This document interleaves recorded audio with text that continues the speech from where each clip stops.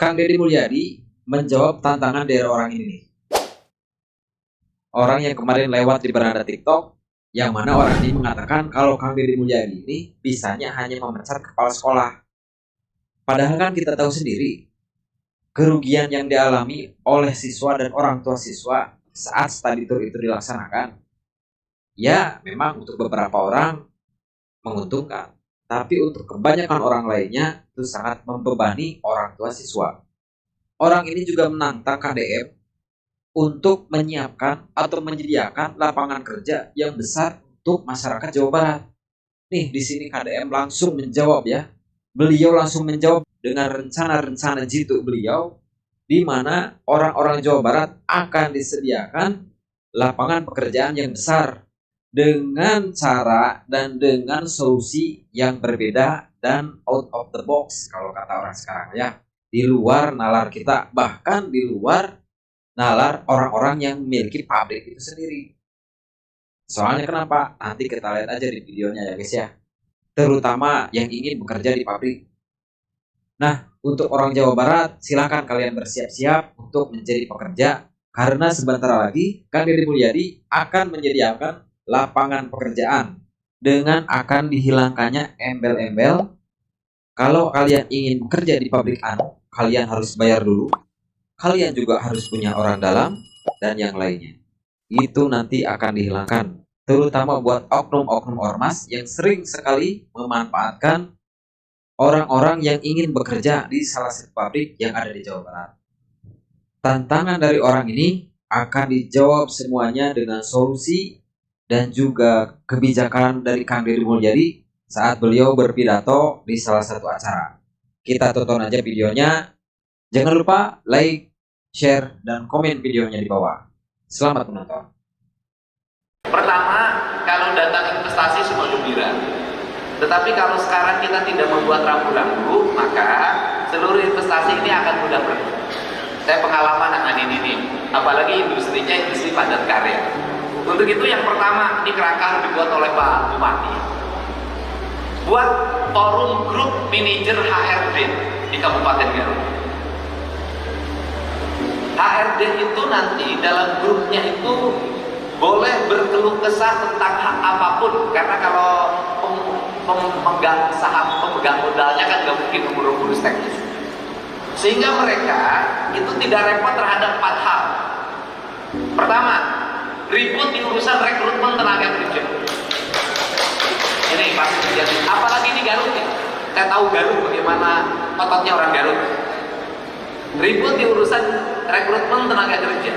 Yang repot yang di demo pabrik lagi. Ini yang bermasalahnya adalah di tenaga kerjanya, yang di demo pabriknya. Untuk itu caranya bagaimana? Maka Kabupaten Garut sekarang segera mendata seluruh calon angkatan kerja di Kabupaten Garut.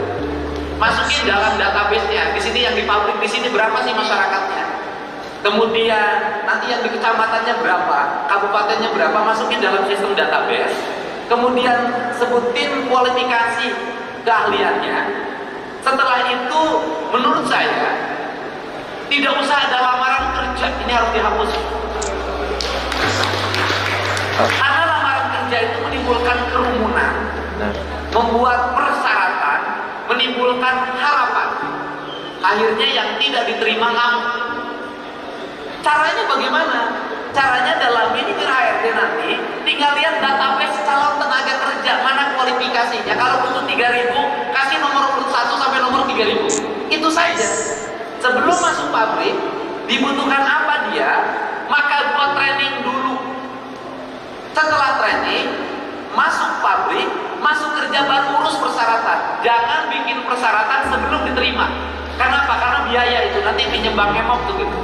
Itu dibuat standarisasi seperti itu. Nah, kalau sudah sistemnya bursa kerja dipakai dengan di setiap kabupaten kota, maka tidak usah ada lamaran kerja. Cukup manajer HRD mencetak nama-nama itu, kemudian dia memanggilnya untuk interview.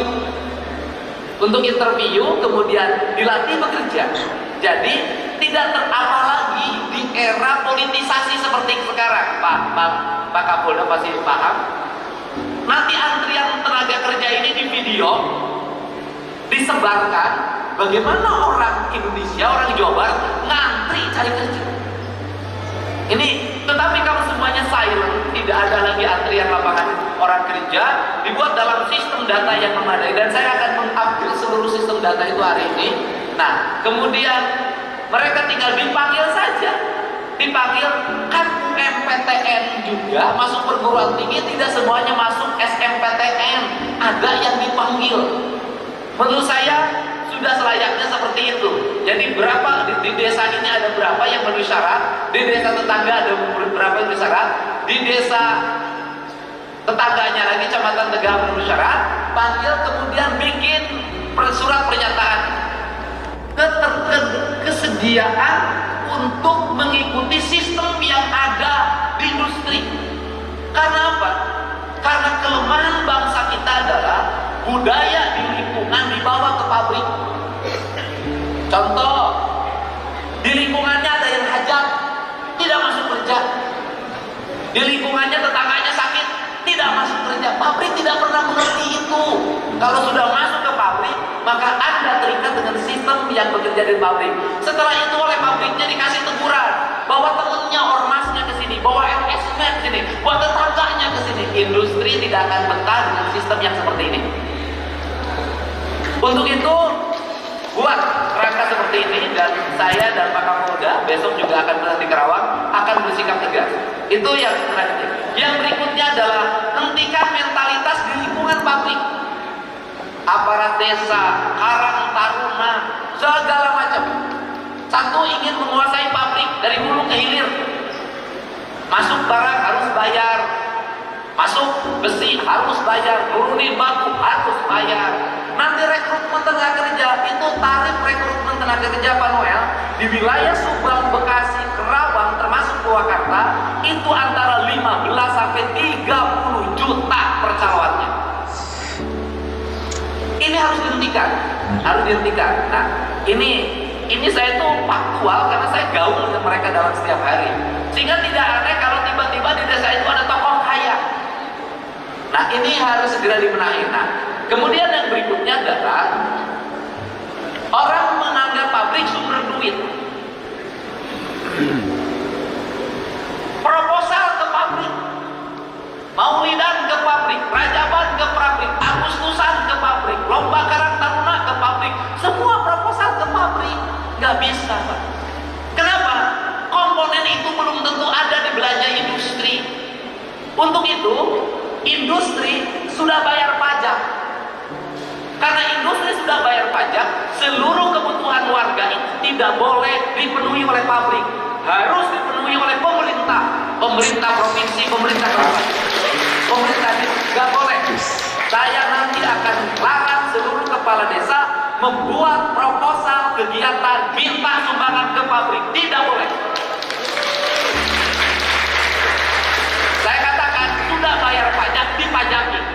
Nanti tidak diberi, dikasih misalnya sumbangannya, majuin 10 juta, dikasih 200.000, disobekin proposalnya, dibandingin, di demo lagi. Ini harus segera dibenahi. Untuk itu saya berikan jaminan kenyamanan bagi seluruh pengusaha di Jawa Barat. Anda nggak usah pusing. Pemerintah Provinsi Jawa Barat hadir untuk melindungi seluruh investasi sampai teknik. Keren sekali nih, benar-benar out of the box ya. Di luar nalar kita semua ya. Kang Diri ini memang benar-benar punya apa ya, solusi-solusi yang sepertinya pabrik juga belum pernah memikirkannya sampai ke sana ya guys ya. Keren sekali Pak Didi.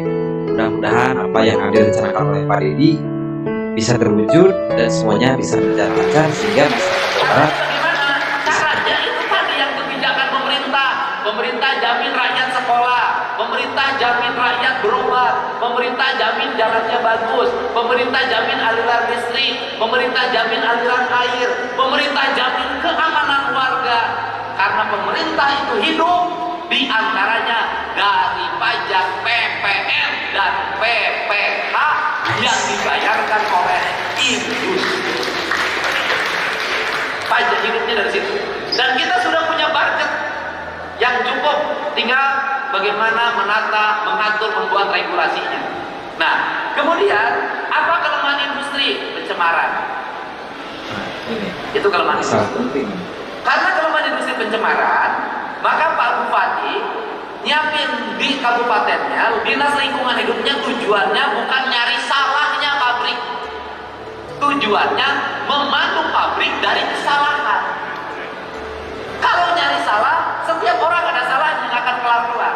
Tapi memandu pabrik dari kesalahan. Bila perlu nanti, pemerintah Provinsi Jawa Barat akan membangun ipal-ipal komunal untuk pabrik-pabrik di Jawa Barat dibiayai oleh Pemprov. Nanti pabriknya tinggal bayar pengelolaannya, karena itu nanti dikelola oleh pemerintah, kemudian pabrik tinggal bayar. Karena apa? Pabrik bangun ipal jauh lebih mahal. Ini yang akan dibuat, dan ipal itu Pak Bupati nanti kalau kerja sama Pemprov itu adalah investasi Pak. Jadi daripada pabrik harus sibuk bikin ipal, sudah aja nanti Pemda Provinsi Jawa Barat dan Pemda Garut bikin ipal untuk pabrik. Pabrik tinggal bayar sewa ipal. Itu cara. Itu cara. Itu yang harus dibuat oleh kita. Kenapa? Karena ini saya tegaskan bahwa hari ini di Jawa Barat memang ada PHK. Tetapi di Jawa Barat juga ada harapan rekrutmen tenaga kerja baru. Jadi kalau yang ter-PHK-nya 3.500, ya kita berharap di tahun 2025 ini ada 50.000 rekrutmen. Bahkan ada beberapa kawasan yang selama ini saya support untuk bertumbuh berkembang, itu bisa 150 sampai 200.000 karyawan baru. Nah, itu guys pidato Kang Deddy Mulyadi. Nggak ada yang menduga ya kalau pemikiran dari Kang Deddy teh, wah, di luar dugaan. Kayaknya mah ada pabrik-pabrik oke, belum tentunya punya ide-ide yang sebagus itu. Makanya sebelum kita memberi kritik kepada pimpinan kita, ada baiknya kita lihat dulu lah kinerja beliau kayak gimana. Ini kan baru beberapa hari ya. Kita lihat dulu kinerja dari Bapak Gubernur kita Kang Deddy Mulyadi dengan pemikiran-pemikiran beliau yang sangat bagus, yang sangat brilian. Kita lihat nanti kita hasilnya mungkin 4 atau 3 bulan ke depan. Bolehlah kita mengkritik, tapi dengan cara yang baik dan juga dengan cara yang lebih bijaksana. Mungkin itu aja video kali ini, mudah-mudahan ada manfaatnya. Silahkan like, share, dan juga komen di bawah. Wassalamualaikum warahmatullahi wabarakatuh. Mangga.